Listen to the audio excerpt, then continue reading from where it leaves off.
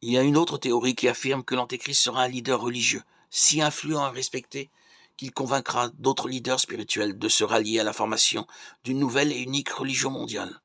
Et pour gagner la confiance de tous, il utilisera des miracles et d'autres signes selon la théorie. Cet homme serait présenté au monde comme étant si spiritualisé qu'il pourrait sembler avoir été envoyé par Dieu lui-même. Cependant, cette apparence trompera tout le monde, car il ne sera qu'un imposteur, et cette idée a tout son sens lorsque nous la comparons avec le passage de 2 Thessaloniques chapitre 2, versets 3 et 4, où se trouve la prophétie suivante, que personne ne vous séduise d'aucune manière, car il faut que l'apostasie soit arrivée auparavant, et qu'on ait vu paraître l'homme du péché, le fils de la perdition, l'adversaire qui s'élève au-dessus de tout ce qu'on appelle Dieu ou de ce qu'on adore, jusqu'à s'asseoir dans le temple de Dieu, se proclamant lui-même Dieu.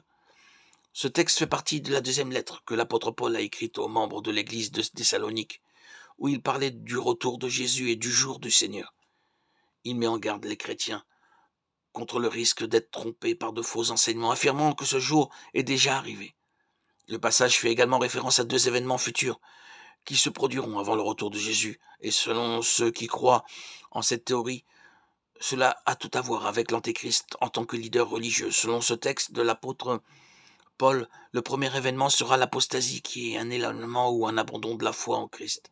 L'apôtre Paul a prédit qu'il y aurait une grande révolte ou un rejet de la vérité avant la fin des temps, et les partisans de cette théorie affirment qu'elle se produira sous l'influence de ce leader religieux qui s'auto-proclamera Dieu et incitera les nations à suivre ses nouveaux commandements tout en rejetant les commandements de la Bible. Ensuite viendra le deuxième événement, qui est la révélation de l'homme du péché, le fils de la perdition.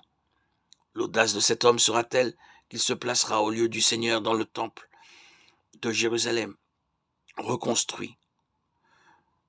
Le troisième temple de Jérusalem, déjà en cours de planification pour accomplir ce que les Écritures appellent un sacrilège terrifiant, prépare sa venue, où son nom et la sainteté de Dieu seront profondément blasphémés par ce leader de la perdition.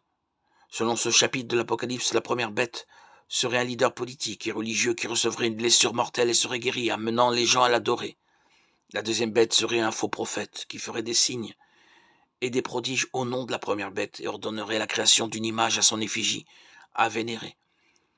Ces théoriciens croient que la première bête serait un pape. Certains nomment le pape Jean-Paul II qui a été attaqué par balle sur la place Saint-Pierre en 1981 et a survécu à l'attentat. Ils pensent qu'il ressuscitera des morts et se révélera comme l'Antéchrist, l'ennemi de Jésus-Christ et de l'Église. Ils associent également la deuxième bête à un futur pape potentiel qui serait le faux prophète, trompant les fidèles avec de faux miracles et les amenant à adorer l'image de Jean-Paul II. Cette théorie gagne en force car Jean-Paul II a été une figure mondialement reconnue pour son leadership et son influence au cours du XXe siècle. De plus, il a été l'un des dirigeants les plus influents et aimés, qui a défendu la foi catholique et la paix mondiale. Il est décédé en 2005, a été béatifié par le Vatican en 2011 et canonisé en 2014, lorsque l'Église catholique a officiellement reconnu qu'il aurait accompli des miracles de son vivant et également après sa mort. Cependant, cette théorie sur le pape Jean-Paul II ne tient pas la route, car la Bible nous assure dans Hébreux chapitre 9 que les hommes sont destinés à mourir une seule fois. Puis vient le jugement et l'ancien leader de l'Église catholique ne pourrait pas être l'Antéchrist, de toute évidence, car le Seigneur ne permet à personne de revenir à la vie, à moins que cela ne soit selon sa volonté, comme cela s'est passé avec Lazare et Jésus lui-même.